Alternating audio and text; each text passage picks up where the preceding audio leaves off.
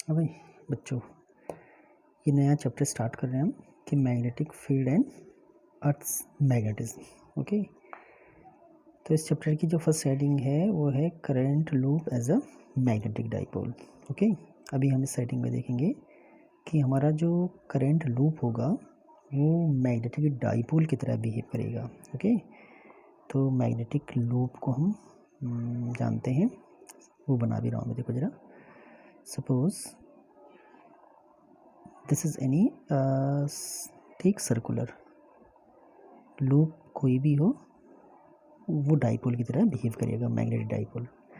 Suppose current is flowing in this direction, अगर left से देखेंगे हम तो वो क्लॉकवाइज हो जाएगी, और अगर राइट से देखेंगे तो वो एंटी क्लॉकवाइज हो जाएगी। तो क्यों इस लूप को हम मैग्नेटिक डाइपोल बोल रहे हैं?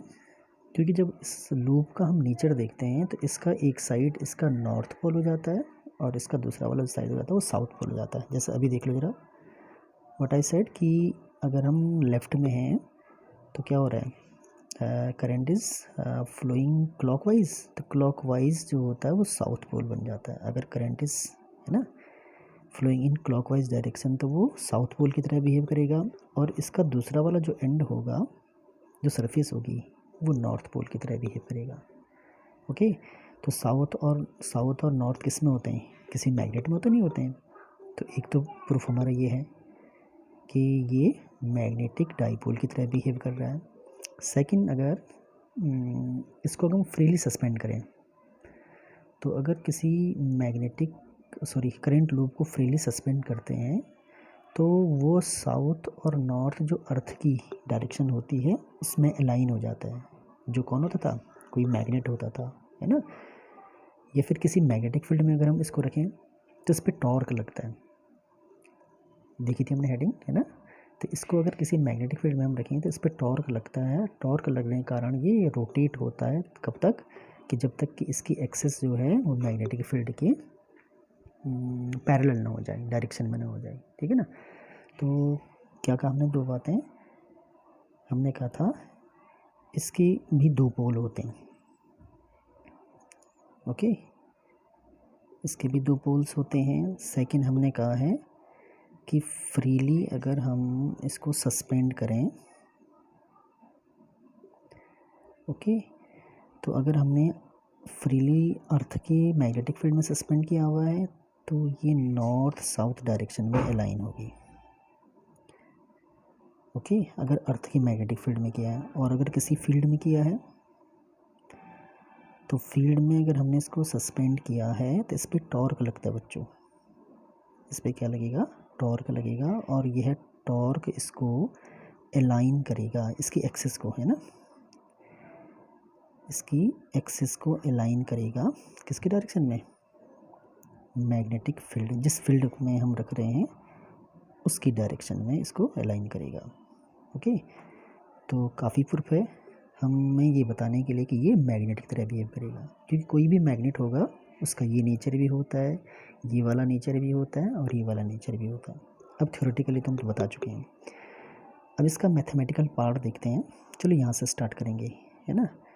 अभी हमने जो पीछे हेडिंग पढ़ी थी कि कोई भी लूप हो, वहाँ पर रेक्टेंगुलर लिया था हमने, याद है ना, ABCD। यहाँ हम सर्कुलर ले रहे हैं, ये रेक्टेंगुलर के लिए भी ट्रू है, सर्कुलर के लिए भी ट्रू है, ट्रायंगुलर के लिए भी ट्रू है। कोई भी लूप होना चाहिए, बस उसमें टॉर्क लगता है। और टॉर्क के लिए हमने जो फॉर्मूला डिराइव किया था वो याद है बच्चों को? बच्चों, I आया होगा, A आया होगा, B आया होगा, और साइन थीटा आया होगा। अगर एक ही लूप था तो, है ना, बहुत सारे लूप होंगे तो N भी आया होगा। तो ये टॉर्क लगता है किसी भी करंट कैरिंग लूप को किसी मैग्नेटिक फील्ड में रखने पर, है ना। इसको हमने क्वेश्चन नंबर फर्स्ट मान लिया। अब अगर हम बात करें इलेक्ट्रिक डाइपोल की, ओके, इन इलेक्ट्रिक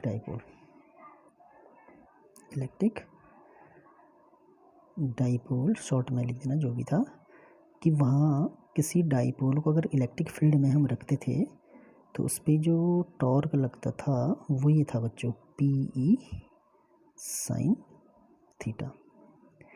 अब जो इलेक्ट्रिक जितने भी फार्मूले हैं और मैग्नेटिक जितने भी फार्मूले हैं दे आर वेरी इक्विवेलेंट और very we can say similar, है ना। सिमेट्री है किसकी, इलेक्ट्रिक फील्ड की जितने भी फिनोमिनन हैं और मैग्नेटिक फील्ड के जितने भी फिनोमिनन हैं और इलेक्ट्रिक फील्ड के जितने फिनोमिनन हैं, है ना।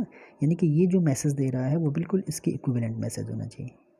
अभी हमने कहा है कि अगर हम इलेक्ट्रिक करंट लूप को मैग्नेटिक फील्ड में रखते हैं तो ये वाला टॉर्क लगता है, देखो सिमिलरिटी आ रही है, साइन थीटा यहाँ भी है यहाँ भी है, टॉर्क इस पर भी लगता है, इलेक्ट्रिक डाइपोल पे भी लगा था। ओके, यहाँ मैग्नेटिक फील्ड यहाँ भी है और इलेक्ट्रिक फील्ड यहाँ भी है।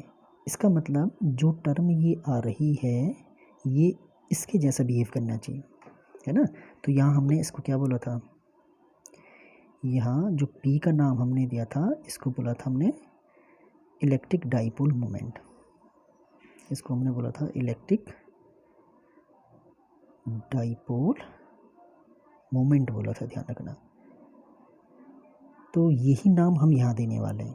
ओके, तो देयरफॉर हम कहें from first and second, from first and second या कंपेयरिंग दिस टर्म जो I इंटू ए है इसका नाम ये होना चाहिए, यहाँ इलेक्ट्रिक था तो ये होना चाहिए मैग्नेटिक डाइपोल मोमेंट होना चाहिए,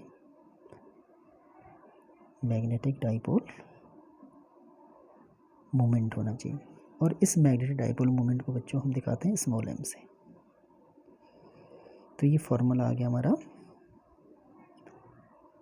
कि अगर करंट लूप मैग्नेटिक डाइपोल था तो उसका डाइपोल मोमेंट भी हमने निकाल दिया, m is equal to I into A. इसको अगर वेक्टर फॉर्म में, क्योंकि ये वेक्टर होता है, m vector is equal to हो जाएगा आई ए वेक्टर, है ना। जो ए वेक्टर है वो एरिया वेक्टर है जिसकी डायरेक्शन क्या होती है, एरिया के परपेंडिकुलर होती है। ओके, ये था। तो फार्मूला ये है, वेक्टर फॉर्म में हमने लिख दिया, यहाँ से हम इसकी यूनिट भी निकाल सकते हैं। ओके, और यहाँ से यूनिट निकाल जरा, आई मीन्स एम्पियर और area means what, metre square. तो एम्पियर मीटर स्क्वायर इसकी यूनिट हो जाएगी। ओके, अब किसी भी सर्कुलर लूप का जो एरिया होता है, अगर सर्कुलर लूप है हमारा तो पाई आर स्क्वायर होता है, ये वैल्यू हम यहाँ रखते हैं ज़रा,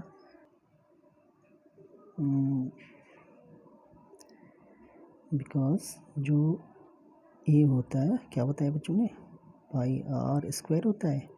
तो एम का जो फॉर्मूला था हमारा, एम इज इक्वल टू हो जाएगा pi into pi R square. Okay, तो इस ढंग से अगर सर्कुलर लूप था तब इसको हम ऐसे भी लिख सकते हैं। ओके, अब मैथमेटिकल पार्ट हमारी किसी और फॉर्मूले को सपोर्ट कर रहा है कि नहीं कर रहा है, उसके लिए थोड़ा चेक करते हैं हम कि अगर हमने इसको मैग्नेटिक डाइपोल मोमेंट कहा है, सॉरी मैग्नेटिक डाइपोल कहा है, तो इसके सेंटर पे डाइपोल कहने से कितना मैग्नेटिक फील्ड आता है। ओके, तो वो देखें ज़रा। तो पहला हमारे पास फॉर्मूला आता था कि जो किसी भी सर्कुलर लूप के सेंटर पे जो मैग्नेटिक फील्ड बी होता है वो ये था, mu not upon 2 pi into I upon A था ना।